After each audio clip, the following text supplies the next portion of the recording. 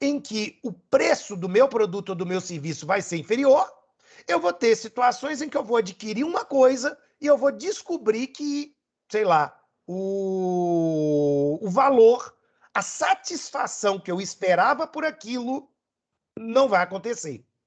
Né? Bom, gente que é gulosa e gorda que nem eu, pensa muito em ser exemplo de comida. Sabe assim, quando você olha para aquele salgadinho na padaria e fala assim: nossa, que coxinha deliciosa! Tô babando por ela.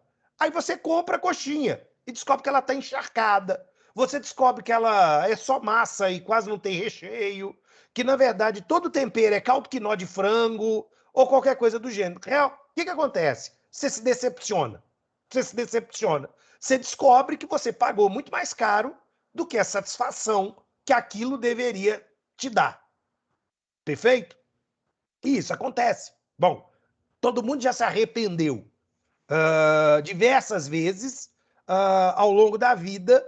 E aí a análise econômica do direito diz: está vendo? Você não foi racional. Você comprou por impulso, você comprou por N outros fatores, onde você poderia ter feito uma opção e poderia ter encontrado até mesmo a coxinha mais gostosa, mais barata. Né? Ou pelo menos não tão ruim quanto essa que você eventualmente comeu e ter pago um valor menor. Ok, isso. E aí entra novamente essa discussão. Isso se justifica quando nós estamos discutindo elementos e concepções de valores que são pessoais. Então, aquilo que me traz satisfação, eventualmente, não é o que traz satisfação para o Luiz, não é o que traz satisfação para a Jaine, e por aí vai. Nós vivemos em uma sociedade plural. Nós vivemos em uma sociedade plural. O grande problema disso é que nós estamos falando sobre bens. Nós estamos falando sobre coisas que serão objeto de consumo. E aí essas coisas existem exatamente para nos gerar essas satisfações. Né? Aliás, o grande trunfo, né, da publicidade, se a gente quiser pensar, é exatamente nos embutir uma ideia de valor que originalmente a gente nem tinha. Você olhava para aquilo e falava assim: ah, eu não quero, pô, não me interessou. Mas, sei lá, a publicidade te martela tanto, as redes sociais te martelam tanto, que de repente cria uma necessidade e você descobre a utilidade daquilo e gasta seu dinheiro. Né? Eventualmente pode dar certo, esse processo de interiorização gera em você um valor novo, ou gera um arrependimento. Você foi enganado pela publicidade ao fazer determinada escolha. Ou seja, você não agiu de maneira racional. Qual é o problema? Toda essa lógica da teoria da análise econômica do direito, ela não está partindo do pressuposto de que nós somos seres de carne e osso, de que nós somos seres dotados de elementos psicológicos, de que a nossa história nos embute um conjunto de valores, de que nós somos manipulados através de valores artificiais, etc, etc, etc. Mas eu chego nessa crítica daqui a pouco. A análise econômica do direito, ela vai basear, porque isso aqui é idealidade. Essa promoção da riqueza ideal entre comprador e vendedor, contratante e contratado, não existe. Então vai haver disparidade. Né? Há um momento onde essa posição ideal é denominada e estudada por Vilfredo Pareto como seu ótimo, como seu elemento de equilíbrio, onde eu tenho a satisfação do comprador e a satisfação do vendedor, mas nem sempre essas duas curvas apontam, fecham na questão do equilíbrio, da maximização da riqueza. E na grande maioria das vezes, essa maximização ela é unilateral. Eu vou pagar mais caro por algo, ou o outro vai ter que vender mais barato algo, e o conflito de interesses está estabelecido. Né? Pareto, continua acreditando que é possível fazer uma análise e, a partir de uma perspectiva matemática, desenvolver a fórmula desse equilíbrio, né? E aí eu teria o ponto do ótimo, o ponto a ser buscado, o ponto em que, então, políticas públicas poderiam intervir e subir ou descer o ponto na curva para a gente tentar chegar aqui nesse equilíbrio. Numa situação ideal de mercado, onde eu tenho aqui autonomias, liberdades, racionalidades, esse modelo funcionaria. Só que qual que é o grave problema? Mesmo Pareto, como economista, criticando as idealidades e as abstrações, será alvo da crítica da análise econômica do direito. Porque ela vai dizer, olha, esse modelo ele é estático. Pareto não está vendo uma sociedade complexa em que as suas necessidades, os preços e as utilidades flutuam. Uma coisa é eu pensar uma sociedade sem inflação. Então, 1 quilo de carne custa X e continuará custando X. A outra coisa é a gente pensar numa realidade em que isso, o preço muda, o valor muda e, consequentemente, o próprio custo de produção muda também. Resultado: 2 economistas aqui, Nicholas Kaldor e John Ricks, criam então um teorema, que ficou conhecido como Teorema Kaldor-Ricks. O que é basicamente esse teorema? Temos sim discrepâncias, o ótimo de Pareto nunca vai acontecer, mas se eu analisar as relações econômicas a partir de um filtro dinâmico, eu vou ter compensações. Ora, o comprador ganha, ora o comprador perde, ora o vendedor ganha, ora o vendedor perde. E, na verdade, o modelo, por ser dinâmico, compensa as horas que a gente ganha com as horas que a gente perde. Bom, esse teorema ele vai ser duramente criticado, porque, mais uma vez, ele está partindo de um sistema econômico sem interferências. Ele está partindo de um sistema econômico onde ninguém tem uma posição de vantagem e não consegue se impor para reduzir as suas perdas no mercado. Pensem comigo, instituições financeiras, elas não jogam para perder, elas não jogam para, consequentemente, receberem menos do que o serviço que elas estão prestando. A própria realidade dos nossos juros bancários deixa muito claro esse fenômeno, né? E aí, resultado, nós estamos sempre no prejuízo. Nós, consumidores, contratantes, usuários, correntistas, nós estamos sempre passando por uma situação de desequilíbrio, vamos dizer assim. E não só, né? Não só o modelo do Kaldor-Ricks não se aplica para os bancos, como não se aplica para um universo de coisas, né? Vamos pensar, por exemplo, combustível. O preço do combustível não vale o que ele realmente está sendo imposto para nós. Enfim, a utilidade não se concretiza.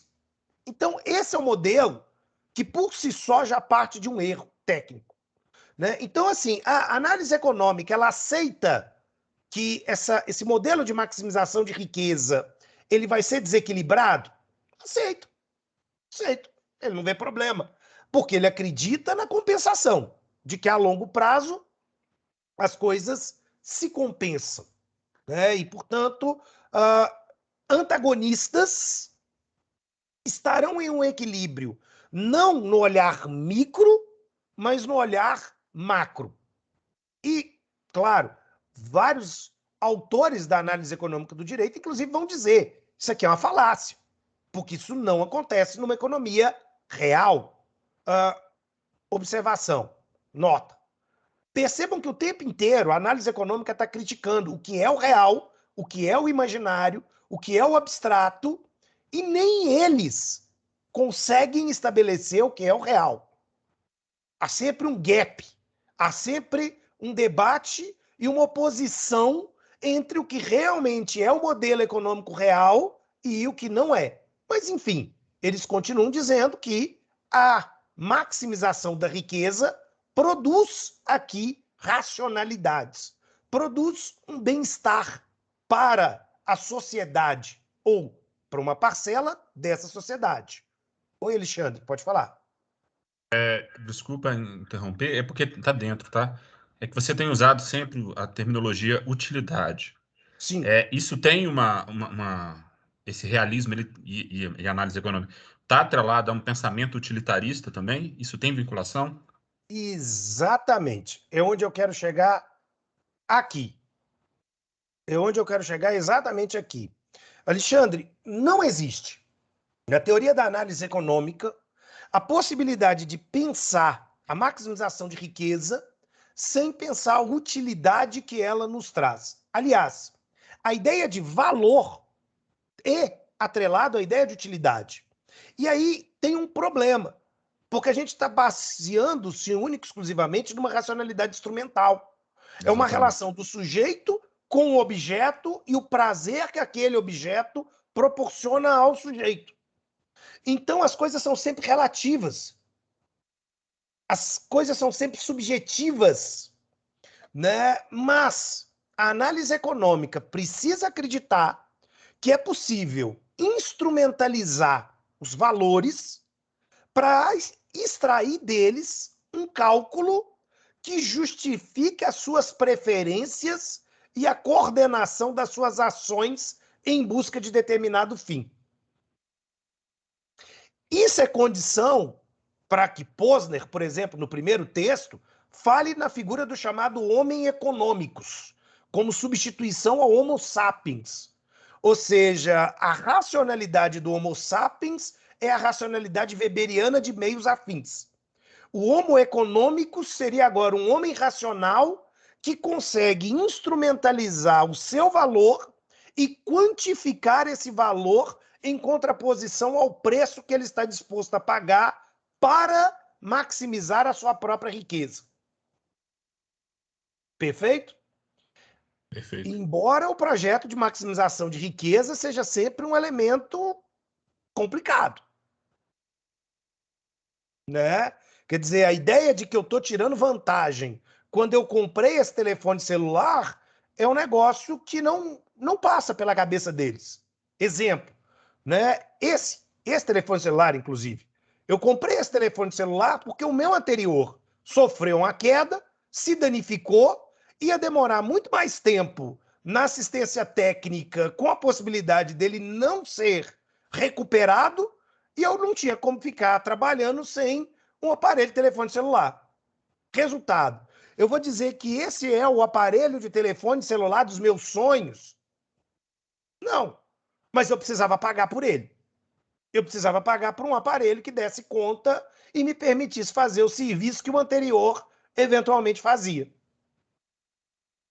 A teoria da análise econômica, quando imagina esse homo economicus, não imagina os contratempos, não imagina as pressões e como nós somos moldados por esse mercado. Aí, tudo bem, né? Tudo bem, porque eles estão se dizendo racionais, tudo bem que eles estão se dizendo, então, críticos de um modelo, de uma metafísica imaginativa, mas até que ponto? Eles não estão caindo no mesmo erro. Eles não estão fantasiando um ser humano, né? O Posner, da década de 70, vai receber duras críticas exatamente a essa perspectiva. Né? O Posner, que escreveu a Análise Econômica do Direito, ele vai tomar muita porrada exatamente porque os autores vão dizer, velho, nem sempre eu compro uma coisa por conta do prazer que essa coisa vai me gerar. Às vezes eu compro por uma emergência, às vezes eu contrato por N situações em que eu preciso. Eu preciso, né? Eu não tenho alternativas. Vamos imaginar, por exemplo, quando ocorreu aquela, digamos, aquela greve de caminhoneiros e teve posto de gasolina dobrando e triplicando o valor da gasolina. né? E aí, muito engraçado, teve um idiota entrevistado por algum jornal que disse assim: eu estou disposto a pagar R$ 10 pela gasolina porque eu posso, eu tenho dinheiro. A grande questão é o seguinte: não vale. E o seu dinheiro vai acabar se você, consequentemente, começar a utilizar a gasolina a R$ 10. Né? Isso não é uma opção racional. Isso não é uma opção racional. Né? E aí é aquela história. Né? Quantos de nós não compramos coisas porque fomos irracionalmente levados a comprar essas coisas? Isso é fantástico. Né? Principalmente quem tem filho. Né? Você levar seu filho no supermercado, é um Deus nos acuda, porque a criança vai abrir o berreiro, mas vai tentar te enfiar ali alguma coisa. E por fim ganha. Por fim ganha. Você se submete mesmo, né? Você vai fazer o quê? Você aceita. Você vai lá, vai, põe aqui, põe o Kinder Ovo, põe não sei o quê, e vai. Professor, eu já passei por isso aí, viu, professor? Ô, Luiz, eu pediria que o pai ou a mãe que nunca passou por isso, que atirasse a primeira pedra, porque eu Não, não duvido, tem. Não tem, não. Todos passam eu por isso. duvido, né? Do mesmo modo, porque imagina o seguinte, é, a escola cria demandas econômicas que a gente se submete também. Enfim, né? Resultado. A análise econômica do direito não consegue pensar o fato de que nós não somos tão racionais, esse homo econômicos não existe e que, consequentemente, nós somos sim manipulados e que diversas vezes a nossa sensação de utilidade não vai compensar o preço pelas coisas que nós pagamos. É, uh, abro aspas para dizer, eu brinco muito isso com a graduação, né? Eu fico espantado, por exemplo, como que, comparativamente, alguns países, por exemplo, têm, sei lá, produto de limpeza com uma ação muito mais eficaz do que o sabão em pó, o melhor sabão em pó que a gente compra no Brasil. Né? Mas, enfim, ou seja, a utilidade é super valorizada, né? E, consequentemente, o seu preço não vai. Mas a gente tem opção? Não, a gente não tem opção. Então a gente se submete. A análise econômica não compreende, porque ela está focada em imaginar esse sujeito racional e imaginar que esse sujeito está sempre em busca da maximização de riquezas. Com base nisso, a gente entra no problema. A análise econômica ela entra numa pressuposição consequencialista. Aquela ação só é racional a depender do seu resultado. E essa ação só pode ser definida como racional, além de consequencialista, se consequentemente ela for utilitarista. Porque toda a ideia de valor está, de novo, voltada à ideia de promoção de bem-estar, de felicidade. E aí entra no problema. O que a análise econômica quer? Ela quer transportar essa ideia de eficiência, de maximização de riqueza, como critério definidor da legitimidade das decisões judiciais. A decisão agora ela é certa se ela maximizar riquezas. Né? Então, todo o trabalho da análise econômica vai ser, no primeiro momento, afastar qualquer pretensão de universalidade de uma decisão judicial. Ela não tem ou não existe a decisão judicial justa. Ela é sempre uma decisão única, ela é sempre uma decisão individual, ela é sempre uma decisão que só pode ser avaliada depois que ela for tomada, e aí a gente vai ver se ela alcançou ou não alcançou o resultado esperado, que era a maximização de riquezas. Daqui decorre um problema, né? Porque se esse juiz ele não está comprometido com nenhuma pretensão normativa, o que inclui, inclusive, direitos fundamentais a serem observados prévios, tudo cai num cálculo de custo-benefício. E, bom, a normatividade dos direitos fundamentais escorre pelos nossos dedos, se liquefaz e, consequentemente, a gente só pode avaliar a boa ou a má decisão depois que a boa ou a má decisão for tomada. Do ponto de vista sistêmico jurídico, isso é grave, porque isso significa dizer que nós não temos segurança jurídica, nós não temos previsibilidade decisória. E a análise econômica não está dizendo assim, não, que isso, você tem. Desde que você consiga entender qual é o senso de utilidade daquele juiz. Mas observe, isso teria que pressupor que o juiz é um sujeito racional, que está tomando a sua decisão a partir de um cálculo racional para maximização de riqueza. E se o juiz é um sujeito de carne e osso, por mais que ele não queira, e que ele é manipulado, de que ele sofre pressões do mercado, de que, enfim, como é que eu vou definir o sucesso, a legitimidade de uma decisão a partir dos efeitos posteriores da decisão? Olha que coisa curiosa. A decisão nunca é certa ou errada. Depende. E depende fundamentalmente do que vier, do que ela gerar, de quais as suas consequências, tendo como parâmetro a maximização de riqueza. Dworkin, né, vai criticar duramente essa postura de Posner. Bom, esse é o Posner, né, Posner 1.0, onde, na verdade, o Posner 1.0 ele vai dizer para nós, contra Dworkin, a riqueza é um valor, a riqueza é uma virtude, a riqueza é um mecanismo de definição da legitimidade do direito.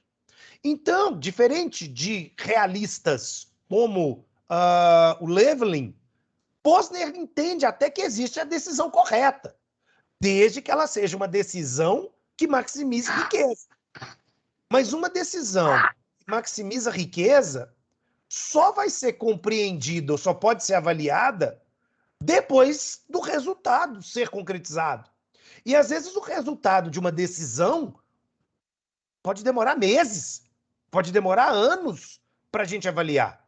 Imagina, por exemplo, aquele juiz da Vara da Fazenda de Belo Horizonte que recebeu o mandado de segurança coletivo questionando as limitações e as imposições aos funcionamentos de bares, restaurantes e diversos estabelecimentos logo no estouro da pandemia. Como é que ele vai avaliar a maximização da riqueza se ninguém, naquele momento, tinha qualquer margem de previsibilidade sobre como a doença iria se desenvolver? Então, o resultado, ele decidiu no escuro. O Levelin dizia, bom, ele só tem que decidir. E se ele vai decidir certo ou errado, foda-se, ele só tem que decidir. O Posner está dizendo, não, ele tem que tomar uma decisão, é como se houvesse uma espécie de compromisso moral, eu tenho que tomar uma decisão pautada na justificação da maximização da riqueza. Eu tenho que convencer o impetrante e o impetrado que a minha decisão é uma decisão que está voltada para a maximização da riqueza. Só que aí entra um problema. A pergunta que o Dworkin faz. Será que, para atendermos direitos fundamentais, talvez a gente tenha que ter um déficit de riqueza? Para cumprir com determinadas exigências impostas pela Constituição, será que eu não tenho uma obrigação de ter dispêndio? Eu não posso só fazer maximizações? Dworkin dá um exemplo, que eu acho um exemplo fantástico. Ele diz o seguinte, se, por um acaso, imaginativamente falando, a gente chegasse numa conclusão de que júris populares, feitos não pelo número atual de jurados, mas por 2 membros a mais, aumentasse o grau de certeza ou o índice de erro em um julgamento, ainda que isso representasse um aumento do custo com alimentação, transporte, estadia, eventuais de jurados. Porque vamos lembrar que no caso dos Estados Unidos, os jurados ficam em comunicabilidades, então eles têm transporte, eles têm alimentação, eles têm estadia, e tudo isso tem um custo para os julgamentos. Então, Dworkin diz, ok, se eu arrumasse mais 2 jurados e estatisticamente eu chegasse na conclusão de que houve uma redução do índice de erro, da probabilidade de erro judiciário nesses julgamentos, eu não tenho uma opção de política pública a ponto de continuar aceitando que julgamentos feitos por um número menor, mas que geram poupança, continuem sendo levados adiante pelo Poder Judiciário. Dworkin diz, uma exigência do devido processo impõe sobre nós suportarmos o gasto em prol de um processo mais correto ou com menor índice de erros. Observem que, nesse momento, a análise econômica diz, não, faz parte algumas pessoas serem condenadas erradas. O importante é que nós estamos salvaguardando dinheiro. E esse dinheiro vai ser usado para outras felicidades, que não a felicidade de um julgamento justo. Ele vai ser usado, sei lá, para educação, ele vai ser usado para saúde, ele vai ser usado para qualquer outra coisa. Mas ele não vai me garantir. Dworkin faz essa pergunta, quer dizer, algum de nós dormiria tranquilo sabendo que nós somos capazes de melhorar a técnica, mas nós vamos continuar usando a sucateada porque ela é mais econômica? Porque ela é mais barata? Alexandre. Exatamente, eu acho que até serve como um ponto que você falou, o último julgamento do STF em relação àquelas limitações, vamos colocar assim, para falar bonitinho, da gratuidade da justiça, da CLT que tinha no pagamento, né? E tem uma juíza até de Minas Gerais, não vou falar nome, que foi uma das redatoras da reforma trabalhista, que ficou bem chateada porque falou que isso ia impactar economicamente em mais de 30%, né? Novamente crescer o número de coisas. E é justamente essa questão. Né? Tá, você teve uma diminuição de 30%, mas quantas pessoas tiveram direitos trabalhistas e que têm, no final das contas, uma verba alimentar prejudicada por causa disso, porque não tinha medo de pagar um honorário, tinha medo. É uma coisa meio maluca, né? Sim, mas é o cerne da crítica, na verdade, que o Dworkin está fazendo para o Posner. Ele está dizendo o seguinte, olha, qual que é o problema? Primeiro, né, nós estamos maximizando a riqueza de quem? Não, estamos maximizando a riqueza do Estado. Mas como? Como é que eu consigo perceber isso? Como é que eu consigo dizer que eu estou disposto? Eu vou ser tão feliz sendo ou sofrendo uma perda normativa no direito de acesso à jurisdição, mas isso está sendo compensado pela melhoria da qualidade da educação do meu filho. Será que a gente tem a capacidade cognitiva de entender isso? Será que a gente tem a capacidade cognitiva de entender que uma injustiça pode ser praticada de um lado? Mas olha que legal, você está ganhando outra em troca. Perceba, a complexidade, bom, para não dizer, falar igual você, a palavra bonitinha, para não chamar isso de falacioso, né? Então perceba a complexidade dessa troca, sabe? Então, quer dizer, você está disposto a trocar, sei lá, vamos colocar aqui,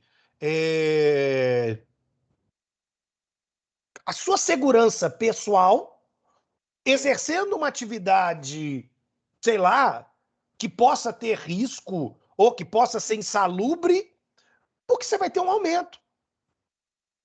Você vai ter um aumento. Não, Alexandre, nós vamos te dar aqui um aumento, mas não se preocupa não. Só se sobreviver, você vai ganhar 10% ou 20% a mais na sua renda.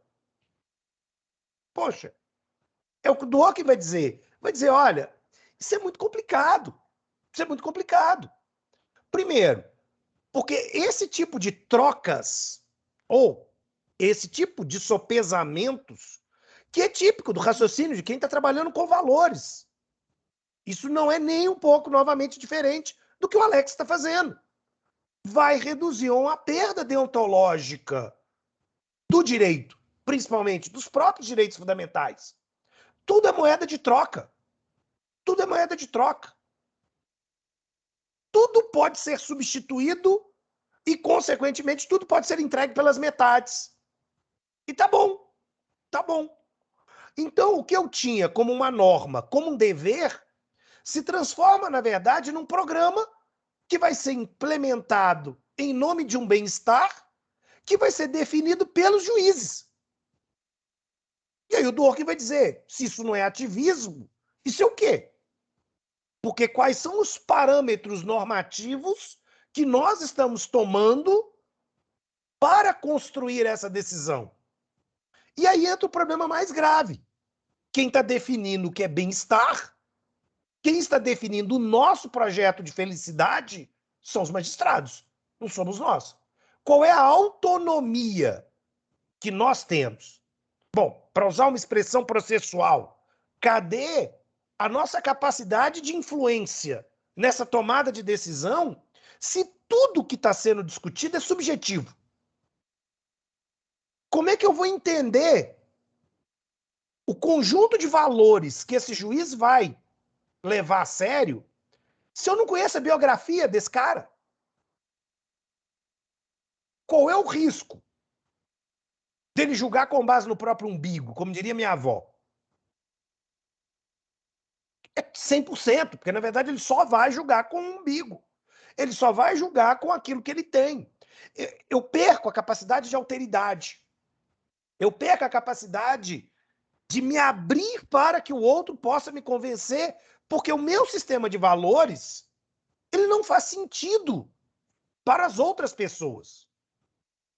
Ele não faz sentido. As trocas que eu estou disposto a fazer não são trocas que fazem sentido. Sabe? Um exemplo. Esse final de semana foi a segunda vez no ano, tirando as situações de trabalho no escritório, que no final de semana eu almocei na rua. Eu almocei na rua. Eu e minha esposa e minha filha, eu almocei na rua. Mas qual é o problema? Nós escolhemos um determinado restaurante que a gente nunca tinha ido e que parecia um lugar bacana, né? A gente falou, vamos lá. Já que a gente está se dando a esse direito de ter um almoço, pô, eu quero um bom almoço, eu quero um lugar legal, né? Resultado. Chegamos no lugar e eu percebi, né, que ia ter um palquinho e depois ia subir alguém, possivelmente com um violão ou alguma coisa do gênero. Busquei a mesa mais afastada para tentar ter o máximo de sossego. Né? Ok. Bom, pedimos. O sujeito começou a tocar. A música estava tão ruim, tão barulhenta, que eu perdi o apetite. Eu falei, não, eu não quero comer aqui. Quer dizer, pedi o apetite, não. Eu falei, eu quero sair daqui e de duas uma. Ou eu vou para casa e vou fazer a minha comida, ou, consequentemente, nós vamos para outro lugar. Nós vamos para outro lugar. Mas no meu sistema de valores, e olha que eu volto a dizer, eu sou gordo, eu sou guloso, eu gosto de comer. Mas ficar num ambiente com música ruim atinge o decréscimo do meu sistema de valor de uma maneira tão grande que mesmo a comida boa, ela deixa de estar. Ela deixa de estar. Eu falei, não, desisto, sabe? Desisto. A gente pediu uma entradinha, comer uma entradinha, depois falamos, vamos para outro canto. Tá incomodando. Não tá... Resultado, não valeu.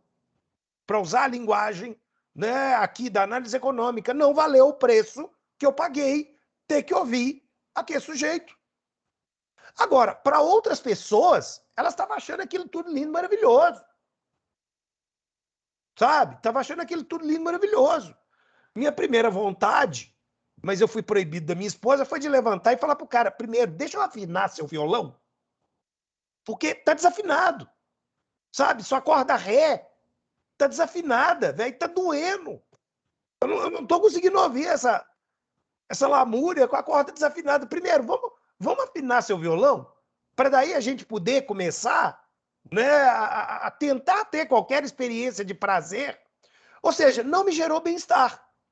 Agora, para as outras pessoas, gerou. Tá entendendo? Agora, se eu fosse avaliar uma situação a partir do fato do que eu acho que se o sujeito pega um violão e vai tocar em público com a corda ré desafinada, isso devia ser pena de morte, isso era pena capital no Código Penal. Mas, enfim, é a minha visão.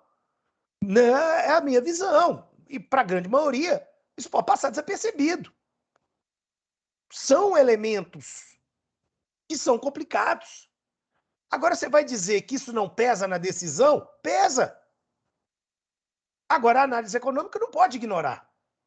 Ou pior, digo mais, não pode naturalizar.